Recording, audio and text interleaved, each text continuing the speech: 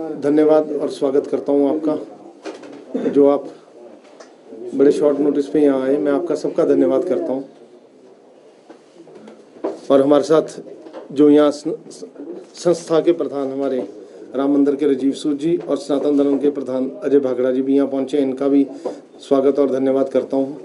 और इनके साथ जो सहयोगी हैं उनका भी धन्यवाद करता हूँ। जैसे कि आप सब जानते हैं कि 350 साल गुरु तेग बहादुर साहब जी का शहीदी पर्व बड़ी श्रद्धा पूर्वक से पूरे ही वर्ल्ड में मनाया जा रहा है। इस बारे में बात करने के लिए पहले मैं आपको गुरु साहब की शहादत के बारे में संक्षेप जानकारी दे देता हूँ। गुरु तेग बहादुर साहिब जी, जब गुरु तेग बहादुर साहब जी की शहीदी हुई है तो 17वीं सदी में भारतवर्ष में औरंगजेब का, मुगलों का राज था यहाँ। तो औरंगजेब के सलाहकारों ने औरंगजेब से कहा कि अगर आप भारत को मुस्लिम देश बनाना चाहते हो तो पहले हमारे को बौद्धिक हिंदुओं को इस्लाम कबूल कराना पड़ेगा और फिर भारत को हम मुस्लिम देश बना सकेंगे।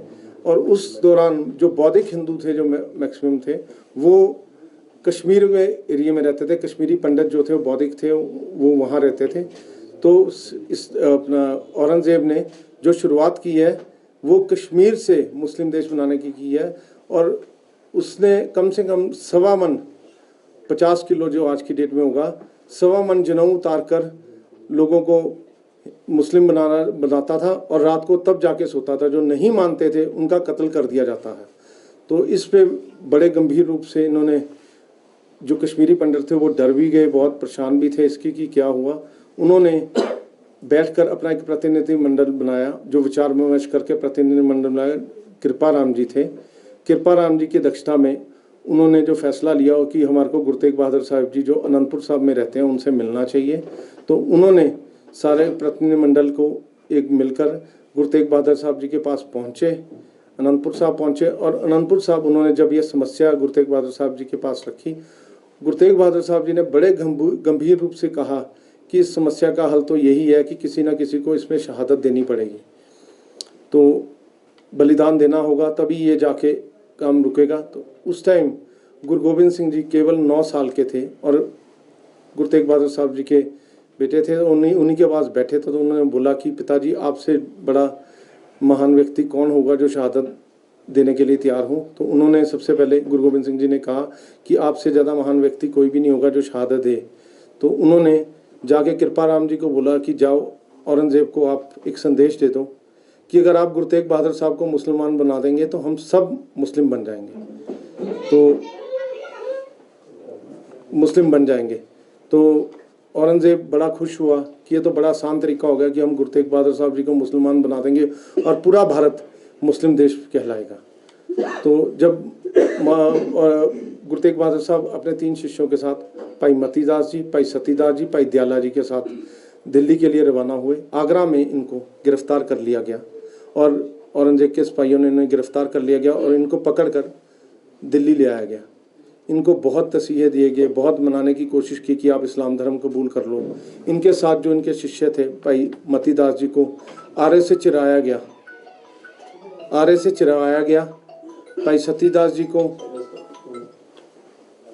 भाई मतीदास जी को आरे से चिराया गया। भाई सतीदास जी को रूई में लपेटकर जलाया गया और भाई दयाला जी को उबलते पानी में डालकर उबाला दिया गया और उनकी तीनों की शहादत हुई। फिर भी गुरुजी पर कोई असर नहीं हुआ ये, और गुरुजी ने ना करते हुए भी लास्ट में बोला कि भाई मुस्लिम हमारे बोलता है आपको इस्लाम धर्म कबूल करना पड़ेगा। तो उन्होंने मना कर दिया। फिर उन्होंने, औरंगजेब ने 3 शर्तें रखी थी इस पर कि आप या तो मुस्लिम इस्लाम कबूल कर लो, या कोई करामात दिखा लीजिए, या फिर आपको शहादत देनी पड़ेगी। तो उन्होंने बोला भैया तीसरी बात जो है हमारे को मंजूर है, हमारे धर्म में करामात दिखाना सख्त मनाही है, और तीसरी बात जो शहादत के लिए मैं तैयार हूँ। उन्होंने 24 नवंबर 1675 की गुरु तेग बहादुर साहब जी को शहीद कर दिया गया शीशगंज गुरुद्वारा साहब में, जहाँ आज दिल्ली में गुरुद्वारा शीशगंज है, वहाँ शहादत हुई। सिर धड़ से अलग कर दिया गया। उनका संस्कार जो धड़ का था वो रकाबगंज गुरुद्वारा साहब हुआ, और जो शीश का जो संस्कार था वो अनंतपुर साहब में जाके हुआ।